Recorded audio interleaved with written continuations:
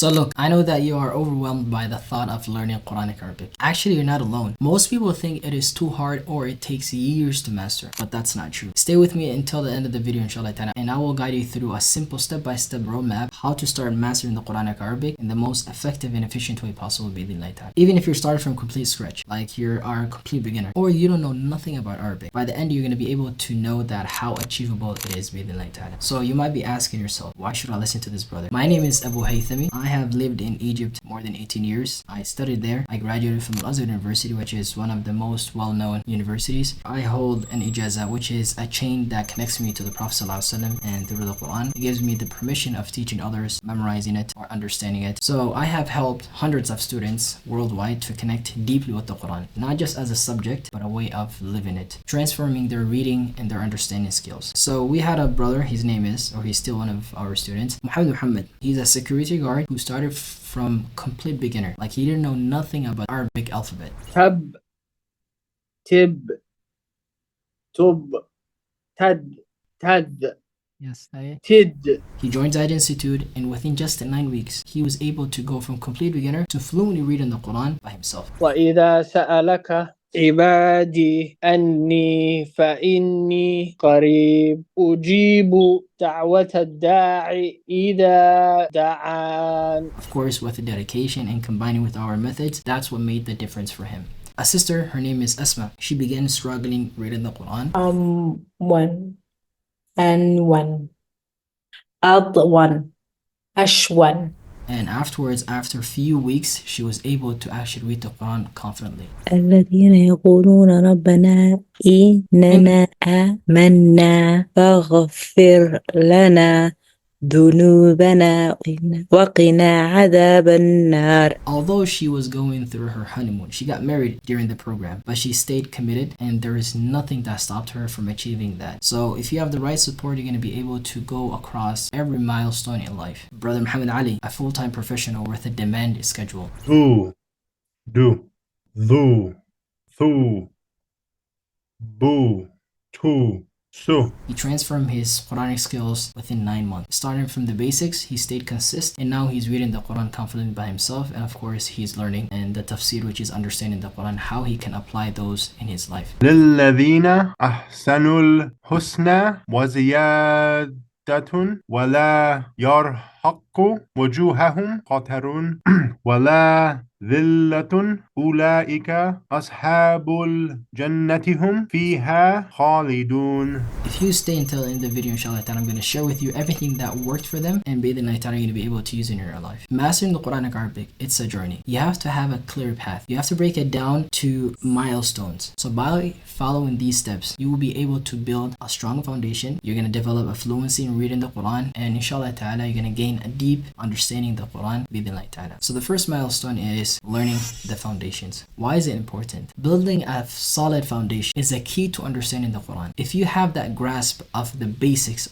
if you learn the basics before you move to the advanced concept, you're going to be able to understand, okay, this makes sense, meaning that it's going to be more easier for you to achieve understanding the Quran. So what you should focus on first is you have to learn the Arabic alphabet and their sounds. You have to be familiar with it. You have to be familiar with the basic grammar rules, the singular and the plural form, and how do they actually fill up the gap of the sentence, meaning that how do they actually fall into sentence. So actionable steps: use beginner friendly apps, although that I'm against that, but you have to have a way that you can practice it, right? Practice reading and pronouncing the alphabet letters every single day. What you can do is you can start with alif, ba, ta, listening to it from YouTube or anywhere that you can find it, so you can build that rhythm, you can build that foundation. You can start from letters, then you can build some words, then afterwards, inshallah ta'ala, sentence, then verses. The second milestone: learn how to read Arabic fluently. Why is it important? Reading fluently or reading with fluence, it's one of the gateways that you can go through, or that's going to give you the chance of understanding the Quran more easily. Trust me, the moment that you become more fluent reading the Quran, the more understanding and reciting becomes more easier. So what you should focus on: start with simple words. As I said, start with letters, then words, then sentence, then verses. Start with simple words, then progress towards short short sentence, then verses bi'idhnillahi ta'ala. But most of the people, what they do is, which is they start from learning the letters, then automatically they start going practicing the verses. Which what happen is they're not going to be able to read the Quran fluently. They're going to feel like stuck. They start from beginner, they're going to be like, I know how to read the Arabic. But when you tell them to read the Quran, they're not able to read it. And the reason is that they're missing crucial steps. So start with the letters, words, then sentence, then verses. So actionable steps. Dedicate at least 15 to 20 minutes daily to read small proportion of the Quran. And your main goal is to focus on accuracy, not perfection. You shouldn't be focusing on how should I read it like the advanced reciters. Your goal is to focus on accuracy. So what you can do is you can start with Alhamdulillah Rabbil Alamin, for example. You're going to start with Alhamdulillahi Rabbil Alameen. Although that you're reading very slow, but that will give you the ability of reading it later on more fast. Learning the Quran is like any skill. It's like building a muscle. At the beginning, it's very hard. But when you do the right training, you're going to be able to go to the advanced level confidently. So the best way you can do is, as I said, start with the letters, then words, then sentence, then verses. Don't skip that steps. You have to make sure that you follow all of these steps. The third milestone, which is learning the Tajweed and improve your pronunciation. Why is it important? Tajweed is an essential part of reciting the Quran. It's what differentiates the Quran from Arabic. Tajweed is actually a science. It's a science that will teach you how to recite the Quran exactly as it was revealed. So for example, when you're speaking Arabic, they won't say Ya Ibrahim. They're just gonna say Ya Ibrahim. And they're not gonna say Alhamdulillah. They're not making it clear. They're just gonna say Alhamdulillah, right? They speak naturally. But that's the thing that separates the Quran from the Arabic, which is Tajweed. Tajweed is a crucial thing that you need to learn in order for you to read the Quran exactly as it was revealed. Most people think that for those who speak Arabic, they're able to recite the Quran. That's not true. That's actually the opposite of what I saw. So when I was studying in Egypt, the Egyptians, they speak Arabic. But when I saw them reading the Quran, they were reading it in a bad way. Like they were reading with their own accents. For example, they would say, إذا نودي للصلاة من يوم الجمعة. It's not gu. They use the word ga instead of ja. It's يوم الجمعة. It's not يوم الجمعة. And another example, they were like يا أيها الذين. That's wrong. It's الذين.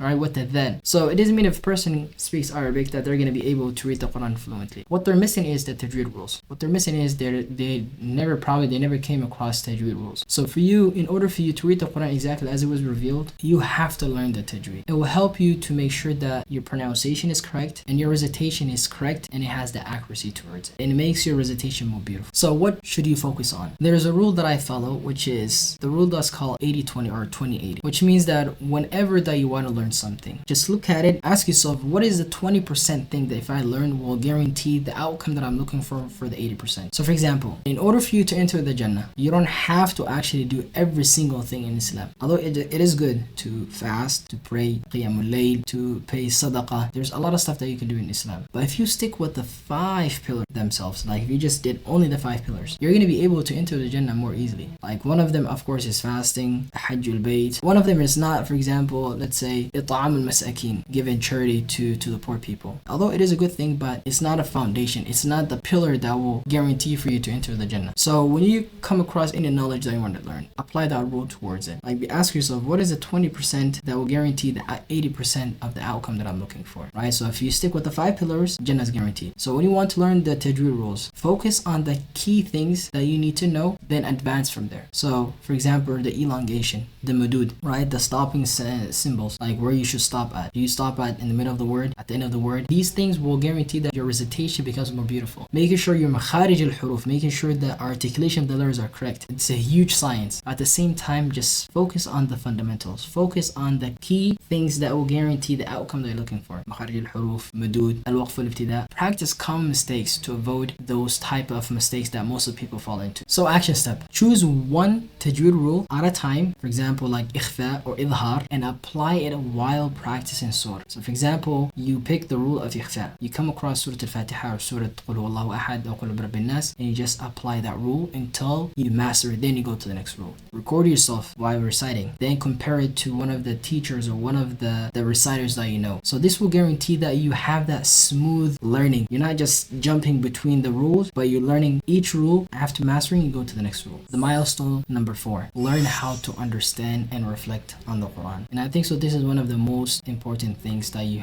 should actually pay attention. Why is it important? Understanding the meaning of the Quran and the verses of the Quran and reflecting on it, which is called tafsir, it's one of the ultimate goal of the Quran was revealed. Allah subhanahu wa ta'ala said, أَفَلَا So tadabbur is the deep reflecting on the Quran. What is the difference between understanding and reflecting? Understanding is you understand the words itself, you know what they mean. But reflecting on it is asking those deep questions. So for example, if you had a phone and I asked you and I said, how do you use your phone? You'd be like, yeah, it's very easy. You swipe up, you type in the number, the passcode, then you swipe to the side, and that's how you use your apps. That's how you navigate through the apps. That's how you open, what is it called? Facebook, Instagram, that's how you take a picture. You understand how it works. But reflecting on it, it's a little bit different. Reflecting is the next layer, under layer of understanding, which is why when I swipe to the right, it doesn't swipe to the left. Why when I enter numbers is way different than when I'm scrolling. Although it's the same product, although it's the same phone, nothing changed. But what makes it different when I use Instagram, I swipe up, or when I use Instagram, I swipe up, but in the pictures, I'm able to swipe down, if that makes sense. So you go deeper layer. What does Allah subhanahu wa ta'ala try to attract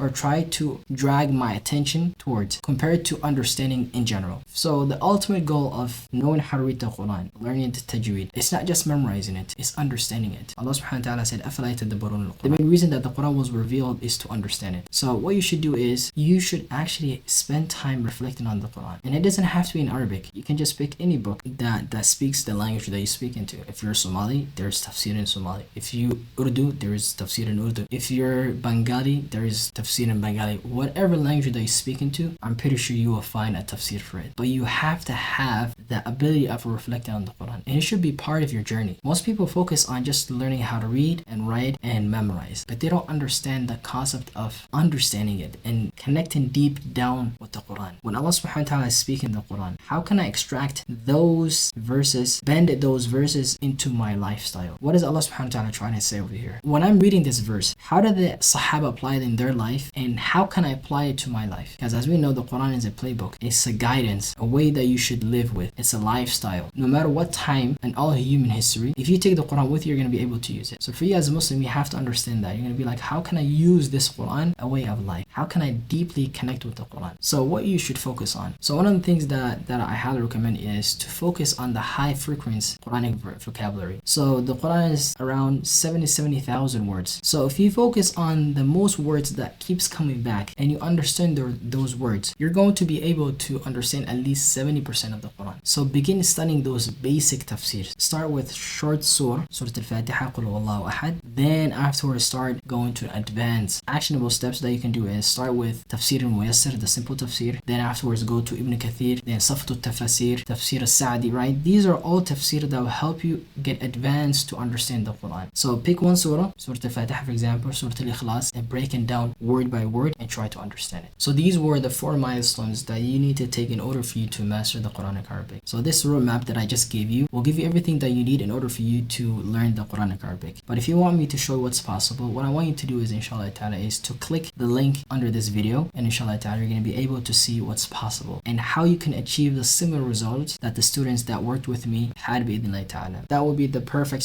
next step that you can take towards your journey. So don't forget, inshallah ta'ala, to like, subscribe, and share this video if it's worth sharing with others. Jazakumullah khairan, and I will see you in the next one. Assalamu alaikum wa rahmatullahi wa barakatuh.